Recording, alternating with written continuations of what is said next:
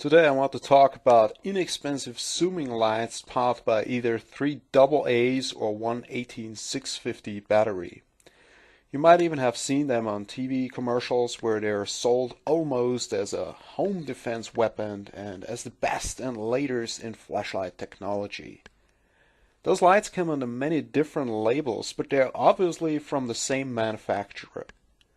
They can be as expensive as 20 euros per unit even without a 18650 and charger, or as cheap as 6 to 7 euros per unit and maybe even cheaper. Those lights are sold in masses on websites like Amazon and they gather many positive reviews. By numbers sold, those lights are a huge success. While the average flashaholic will only frown his face upon such a monstrosity of a flashlight, I want to give it a second look with the general customer in view. Customers like your grandma or young children without the mental capacity or maturity to operate a true lightsaber. So we're talking here about the average Joe flashlight. In the size comparison you can see that the light is fairly large compared to other 18650 lights, especially considering it has only a low output of about 400 lumen. However, the option to also power it with three AA's is a nice to have for an emergency type of situation. The light is very comfortable to hold, it has a good size and weight that suggests good build quality. The threads are neat and clean, and the finish is at least decent. It is superior in this regard to many lights sold at supermarkets or home improvement stores, and sometimes these lights are much more expensive. The user interface is simple. You go through high, mid, low, stumble upon a strobe and hit the SOS. No mode memory to comfort you. The light knows no constant current and no low voltage warning. That means you should only use it with a good quality protected 18650 cell. With three AA's it starts at 4.8 volts and gradually dims down to 2.92 volts over 4 hours before the amount of light coming out of the front is totally useless. With an unprotected 18650 cell rated at 2600 milliamps, it starts at 4.17 volts and after 2 hours we hit 2.57 volts. At this time the amount of light given was still somehow useful.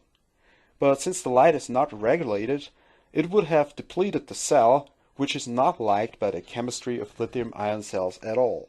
Now, there is a problem with all those cheap zooming flashlights. Actually, if you have the floodlight, you have the maximum light output that the light can give you. But as soon as you go in zoom mode, you just have a projection of the LED. That projection goes pretty far, but actually doesn't throw a whole lot of light over the whole distance, because the light is much brighter in the flood mode than it is in the zoom mode. Now, why is that the case? Well, if we zoom the light and the LED is somewhere back here, and in between it seems to lose a lot of light output. The light is not properly reflected inside, there is no reflectors, so really the light is just hitting the walls of the flashlight and is absorbed there. I guess it's transformed into heat energy. So you lose a lot of light output in here, and now you have these projections, the projection of the LED that goes very far, but it's a very meager amount of light. So those zoomy LEDs are best used on a close distance or even a very close distance. That's really all that they're good for, and the throw mode is really just for pointing out an object in the distance, because you will not be able to recognize much at a greater distance. The light, of course, is not really water resistant. It takes in quite some water. All those cheap zooming flashlights act as a suction pump. So a cheap zooming flashlight can never be really water resistant, but it should be at least rain resistant. Now, it's a very simple construction. It's pretty light, except the head is heavier. It doesn't really act as an efficient heat sink.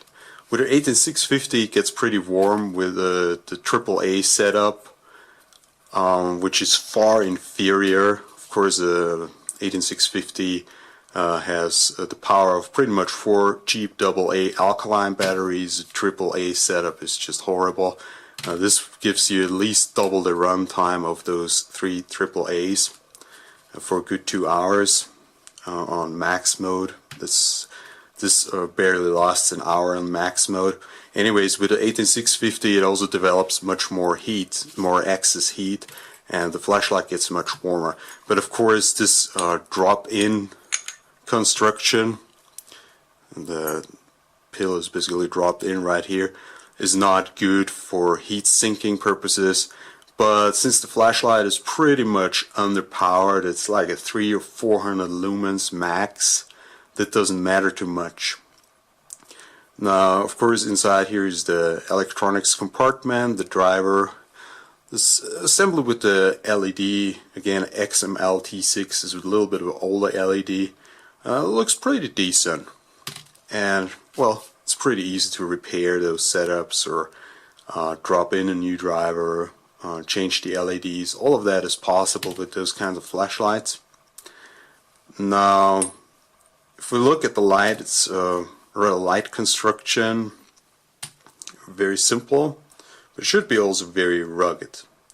The lights are always advertised as being very robust and tactical and whatever. Let's just test it out and let's see whether they're impact resistant. We start with 2 kilograms. Number 1, number 2,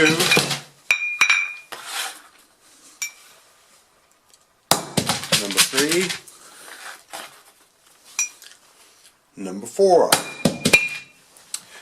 And there you go. You see the damages? Those were major impacts. And it's still holding on. This is the beauty of modern LED flashlights. They're very much shock resistant. So even a cheap flashlight like this will serve you remarkably well in many situations. If you look at the reviews for this light, you see that people love it. It is the people's flashlight. It is so much better than nothing, especially in case of emergency. It is simple to use, fairly rugged, and fun for children. All that for a very low price. Of course, people who are crazy enough to watch YouTube videos reviewing flashlights know that those cheap Sumis are like dog food in a world that also offers you Black Angus cheeseburgers for a little bit more money. But if people love the light, I love it too, if only for the fact that it adds to their safety when the lights go out.